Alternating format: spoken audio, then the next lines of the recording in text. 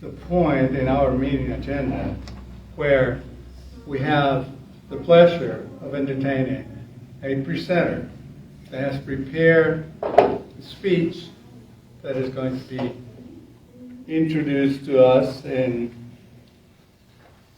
in order to really get that value of the speech according to a different member, we're going to have an evaluator for Jerry, and that is Toastmaster Aaron Wilton. So Toastmaster Wilton, please.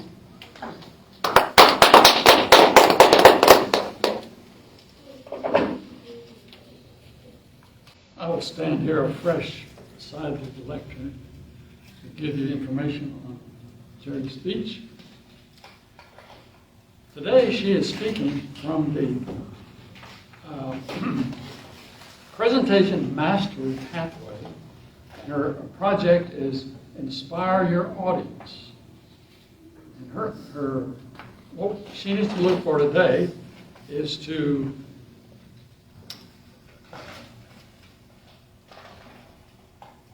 feel the audience. I can't think of a better word for that. But to involve herself with the audience, not just to stand up here and talk at the audience, but actually be with the audience and giving her presentation. It's going to be a 5 to 7 minute speech, and the title of her speech is The Value of Joining Toastmasters. So Jerry, shall we go ahead and start? Jerry, the value of joining Toastmasters.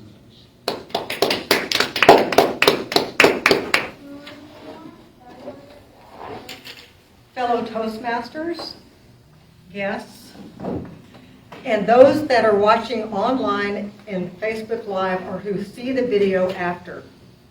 Today I'm going to talk to you about the value of joining Toastmasters and what it can do for you. And I'm going to explain it by telling you about my journey in Toastmasters or to Toastmasters.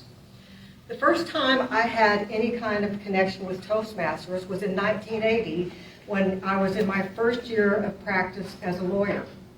A county judge said, "You need to go to Toastmasters." I don't know if he was commenting on my ability in trial or what. I went. Unfortunately, it was at 6 o'clock in the morning.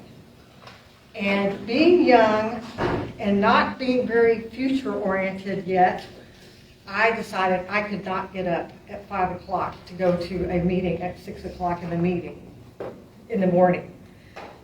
But I want to go back even further. I want to go back to my childhood and my connection with speaking publicly. I was a very verbal toddler. I would talk to anybody.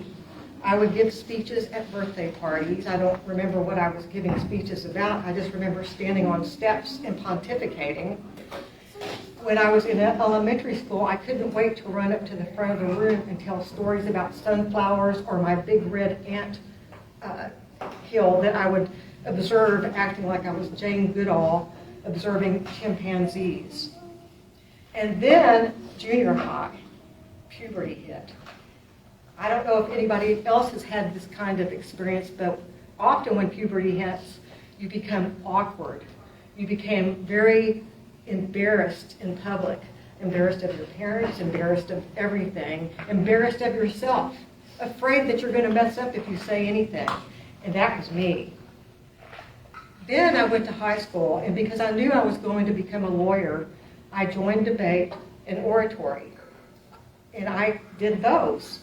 But I still, on one-on-one and socializing, I still had this shy awkwardness. Later on in college, I joined debate. I got better at speaking. And I also joined student government, which meant I got to get up and make speeches. When I went to law school, I was in mock trial and moot court. And then, of course, I practiced. But the thing is, I was never satisfied with my speaking ability, despite those experiences. I would speak too fast, and that was a hangover from debate, because back then, you spoke as fast as you could to get every single point in, and it was asinine. So, and I had to break that. I knew I had to break that at some point. I also was not very organized in my mind, especially when it came to extemporaneous speaking. Because part of being an oratory was you did extemporaneous topics that you had like 2 minutes to prepare. And I wasn't satisfied with that. I wasn't satisfied as a lawyer. I thought that not only did I speak too fast, but it was monotone. And I didn't know how to use intentional gestures. In fact, I'm trying to overcome that as well, because when I use gestures, sometimes I feel like I'm walking like an Egyptian instead of using intentional gestures. So in the 2000s, I found a Toastmasters near my office that was right on my way home, and I started going to it. And a lot of my problems started alleviating. But I still have those problems till today, so that's why I stay in Toastmasters. It helped me gain more confidence. Now, after being in Toastmasters for a while, I could walk up to people at parties and introduce myself. And even as a young adult, I had trouble doing that. But Toastmasters helped me gain that confidence and made me think, you're not a dork. You can actually go up and meet people and they might like you. Toastmasters gave me that confidence. It also taught me how not to speak too fast, although I think I still need to work on that, and to use pauses in trial, which of course is very important because you don't want the jury listening to da da da da da da da da da da da da.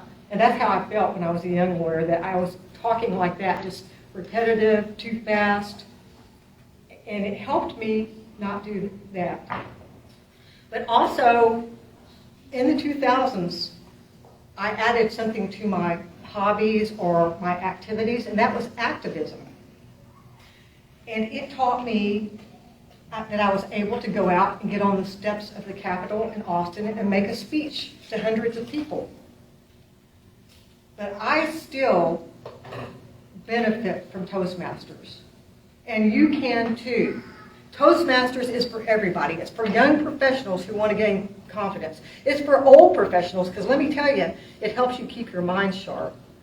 It's for tradesmen, for merchants, for laborers, for carpenters, because all those people have to market themselves.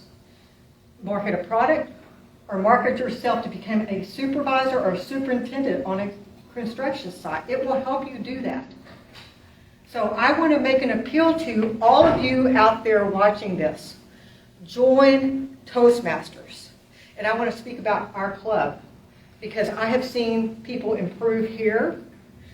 I have heard them tell their stories about how some couldn't speak in meetings, and they came to Toastmasters, and they were able to lead the meetings, and that helped them professionally. So I invite you, come to the City of Bryan Toastmasters Club on Thursdays at noon. You will not regret it.